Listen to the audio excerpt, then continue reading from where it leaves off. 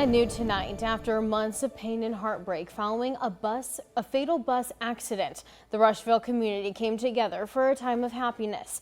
A benefit was held to honor the victims of the crash and the first responders who were on scene that day. KHQA's Zach Richardson has more on the light it brought to a community in need.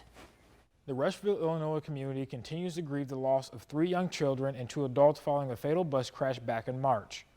But just over 2 months after the accident, the community gathered once again for a time of joy, celebration, and honor. Being able to look around and we get to see all of it. A community that has lost something, and we're just trying to find our way back together. March 11th of 2024 is a day Rushville Police Chief Rick Wright says nobody in the community will ever forget. The day 5 lives were lost in a fatal bus accident. This is going to be for a long time. We're not going to forget this. As hard as it is for us as first responders in the community, what it is for the families is terrible, and it's going to take a long time for them. Over the last few months, community members continue to mourn the loss of all the victims involved. But on Saturday, they gathered to honor those victims with good vibes. Fundraiser coordinator Haley Long says after months of heartbreak, it was good to bring some positivity into the community.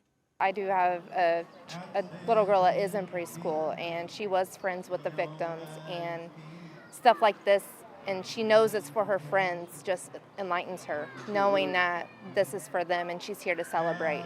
Long says through their journey, they received an abundance of support, not just from those who live in Rushville, but from people all across the tri-states. We've had so many volunteers that come out and just help out. We've had so many donations pouring in. It's just been overwhelming. Benefit goers also used this time to honor those first responders who were on scene assisting during the tragedy. Wright says that support from the community does not go unnoticed.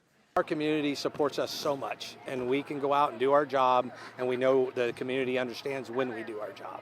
Fritz says this benefit was something the entire community needed during the healing process. She says it was a day to show not only what it means to be Rocket strong, but also tri-state strong. I think it just means togetherness. We always have each other's back. If Beardstown was hurting, we're Tiger strong. If Macomb's hurting, we are Bomber strong. Whenever somebody needs it, we're strong regardless. And the Rockets will always stick together. Reporting for KHQA News, Zach Richardson. Thanks for watching. Stick around by subscribing today and don't miss a single video.